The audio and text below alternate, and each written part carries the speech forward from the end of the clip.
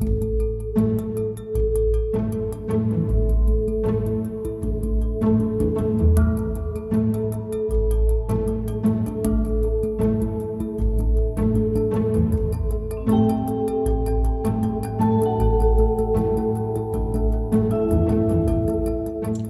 mon propos aujourd'hui s'intitule Énaction et microphénoménologie.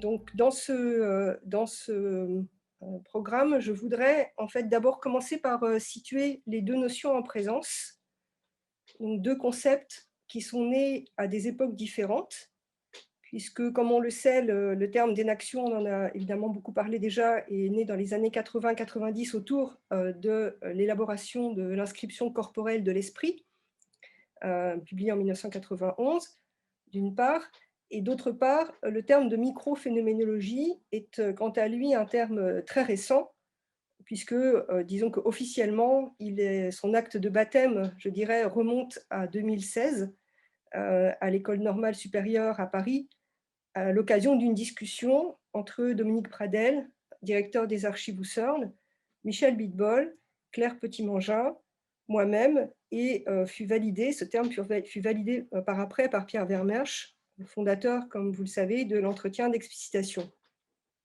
Donc je voudrais m'interroger sur le passage de l'un à l'autre, d'un terme à l'autre, et voir dans quelle mesure, en fait, cette trajectoire de l'énaction à la microphénoménologie traduit à la fois la naissance et l'évolution d'un paradigme épistémologique nouveau que je nommerais alternatif.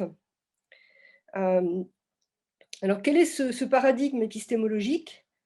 Je voudrais le caractériser en 4 traits pour commencer. Il me semble qu'il propose une science de la subjectivité qui se veut anti-réductionniste.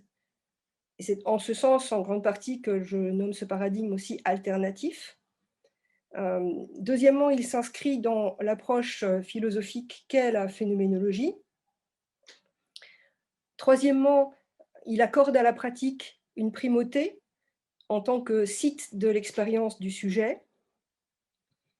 Et quatrièmement, il met au centre une logique exploratoire de découverte, une logique heuristique, pourrait-on dire aussi, qui se distingue de la seule logique du résultat, qui prévaut encore de manière assez dominante en sciences, dans le cadre expérimental.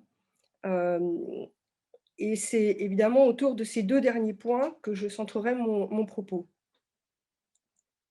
Alors, quelle est l'évolution de ce paradigme? Et je voudrais, pour commencer, caractériser le point de départ et le point d'arrivée.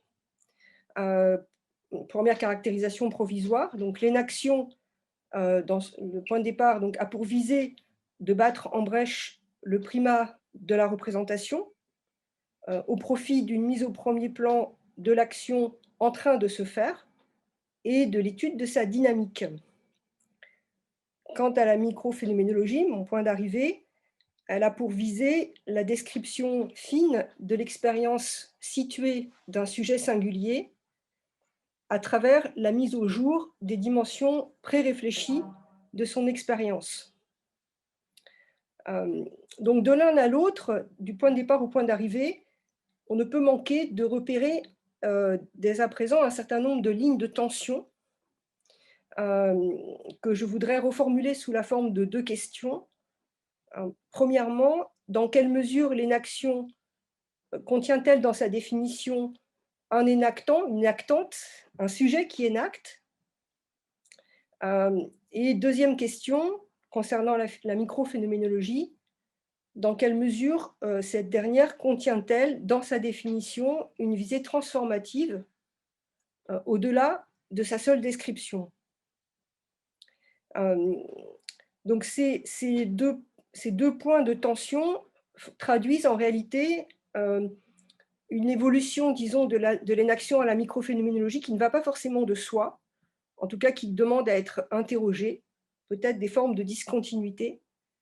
Mais évidemment, cette discontinuité à interroger s'appuie elle-même sur des points de rencontre possibles par-delà les lignes de tension, qui du coup légitiment une certaine continuité également, c'est-à-dire la possibilité même de cette évolution.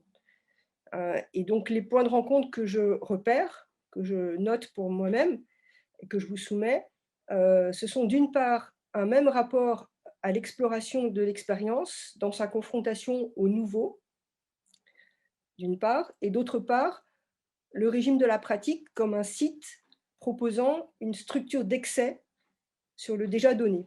Donc, je vais revenir sur cette définition, bien sûr.